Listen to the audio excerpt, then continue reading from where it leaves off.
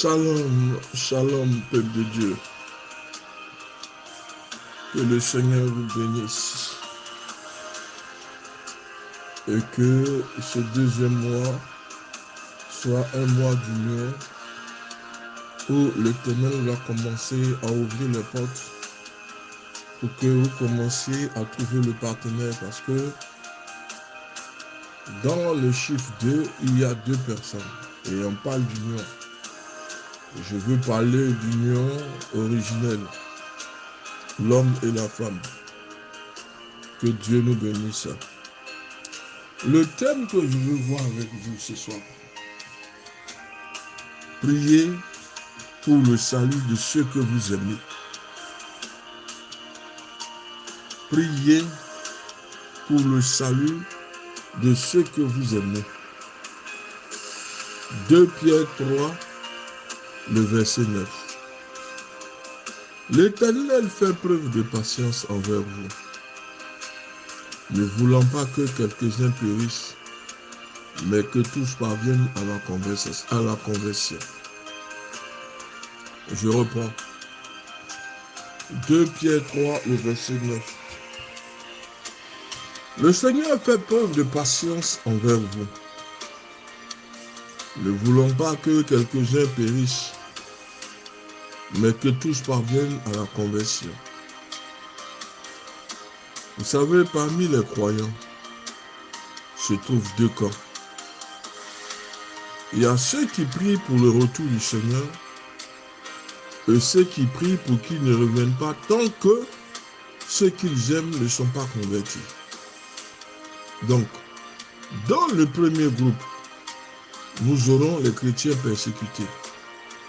Persécutés à travers le monde, dont les prières montent devant Dieu.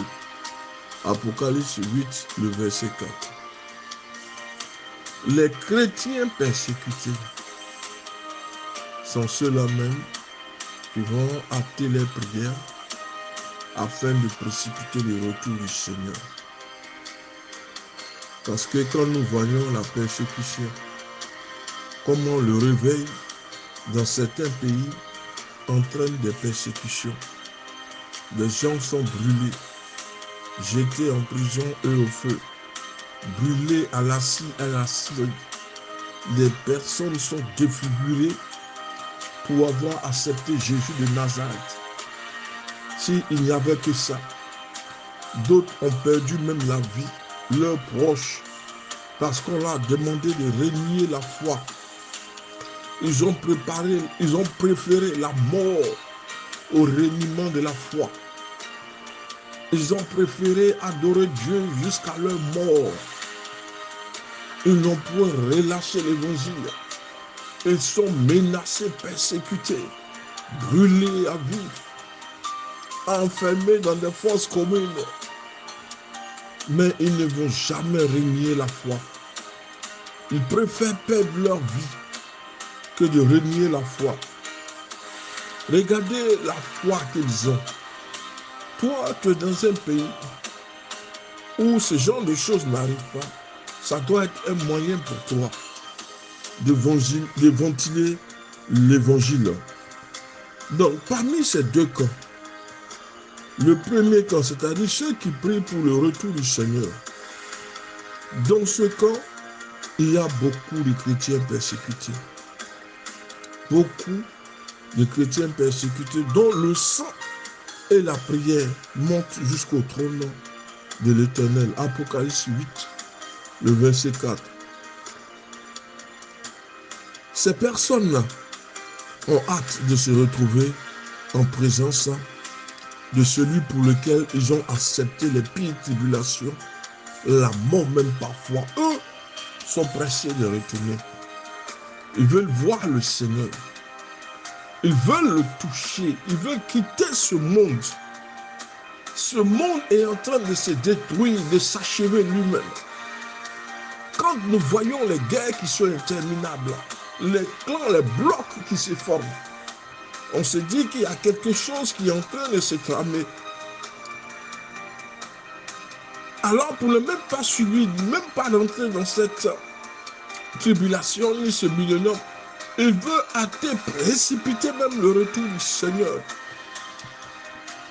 Celui pour qui ils ont donné la vie, ils ont subi des tribulations. Ce premier camp prie pour que le Seigneur soit de retour. De l'autre côté, ceux qui ont un père, un mari, un frère, une mère, une soeur, un enfant, ou peut-être un ami cher qui vivent leur vie loin du Seigneur, sachant pourtant qu'il est le seul chemin vers le salut. En fait, ce deuxième groupe qui prie non pas pour retarder le retour du Seigneur, mais ceux qu'ils aiment, ils veulent les voir se convertir. Mon fils, ma mère qui est dans le fétichisme, mon père qui ne veut pas abandonner ses fétiches, mes amis, mes frères à qui je parle du Seigneur, mais qui me disent qu'ils sont encore jeunes, ils n'ont pas encore fini leur vie. C'est pourquoi, quand vous avez un père, une mère, dont vous accusez de sorcellerie ou de quoi d'autres, je ne sais autres, ou vous préférez une division à vos parents sous prétexte de quelques accusations fallacieuses, faites attention. La Bible nous dit qu'il y a deux camps. Il y a ceux qui prient pour hâter le retour du Seigneur parce qu'ils font partie de ceux qu'on appelle les chrétiens persécutés, dont la vie parfois leur a été ôtée parce qu'ils ont refusé de renier la foi. Il y a ceux qui, je ne peux pas dire qu'ils prient pour ne pas que le Seigneur vienne, mais ils veulent que le Seigneur arrive au moment où leurs frères, leurs soeurs, leurs mères ont accepté le Seigneur. Tu es chrétien, enfin tu penses l'être. Et tu dis que ton père ou ta mère pratique la sorcellerie. Mais toi, en tant qu'enfant de Dieu, quelle démonstration fais-tu de la puissance ou de l'Esprit de Dieu? Pourquoi n'enseignes-tu pas à ceux qui ont dévié les rudiments de l'Évangile, montrant comment est le Seigneur, plutôt que de passer ta vie comme un fugitif, fuyant tes parents? Non. La Bible nous dit qu'il y a deux camps. Il y a ceux qui prient pour que le Seigneur vienne, et il y a ceux qui prient pour que le Seigneur arrive au moment où leurs parents seront convertis. Alors toi qui es chrétien, pourquoi ne pries-tu pas pour la personne que tu accuses de sorcier ou de sorcière, sachant que la Bible nous démontre que par la puissance de l'esprit, beaucoup de sorciers ont abandonné la sorcellerie. Mais toi, tu passes ton temps à fuir. Quelle démonstration tu fais? Sinon, la démonstration de la fuite. Le Seigneur veut que tu pries pour ceux qui sont faibles, ceux qui sont éloignés de sa rencontre, de son chemin, leur disant qu'il n'y a pas deux chemins, il y a un seul chemin par lequel nous puissions être sauvés. C'est lui, le Messie. Prie pour ceux que tu aimes. Prie pour qu'ils accordent, ils acceptent Yoshua, le Messie. Et mènent une vie loin de la vie du Seigneur. C'est que le Seigneur entend de eux. Ils ont emprunté un chemin qui n'est pas le chemin du Seigneur. Ces derniers vont s'imaginer, ou s'imaginent-ils avoir encore le temps de venir au Seigneur, sans se soucier qu'aujourd'hui peut être le jour du salut. Ce n'est pas comme on entend la plupart du temps, certains disent, je n'ai pas encore fini ma jeunesse. Mais frère, c'est dans ta jeunesse que le Seigneur a besoin de toi. Le Seigneur veut de toi dans ta jeunesse. Ne pense pas qu'il n'y a pas d'espoir. Parce qu'on est jeune, on doit s'éclater comme les autres s'éclatent. Mais combien de personnes et de jeunes meurent aujourd'hui en ayant emprunté un chemin de boîte de nuit, un chemin de pornographie, un chemin de dépravation? Combien de personnes n'ont pas voulu saisir la main que le Seigneur leur a tendue? Aujourd'hui, frère, peut être ton jour de salut. Alors ne laisse pas tes enfants, ne laisse pas ta mère volontairement aller dans les chemins qui ne sont pas les chemins du Seigneur. Il y a un seul chemin, c'est celui du Messie. Il dit, je suis le chemin, la vérité et la vie. Nul n'accède au Père que par moi. Il n'y a pas deux chemins, il y a un seul chemin, un véritable chemin. C'est Yeshua le Messie. Ne dis pas que je suis jeune. La mort, là, ne regarde pas l'âge. Elle ne frappe pas en raison de l'âge. Non. Il y a des bébés qui meurent. Il y a des vieillards qui meurent. Il y a des jeunes qui meurent. Il y a des adolescents qui meurent. Donc, quand tu es jeune, ne dis pas que j'ai encore de l'âge. Non. La voie que tu empruntes est tortueuse, elle est mortelle. Le chemin qui donne la vie, c'est celui de Jésus le Messie.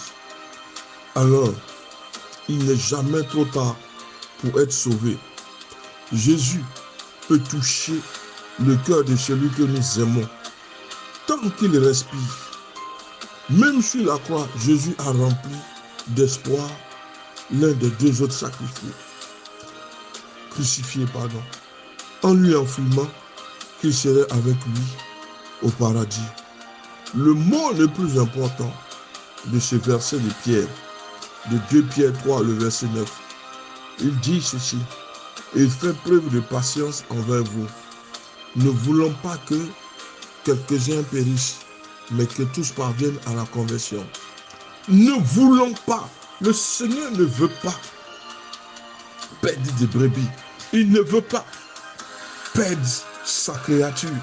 C'est pourquoi la Bible dit, le mot le plus important ici, c'est voulant. Dieu veut sauver. Ce n'est pas dans ses plans de condamner celui que nous aimons, mais bien plutôt de sauver celui que nous aimons. Soyons assurés que l'Éternel sauvera celui ou celle pour lesquels nous prions.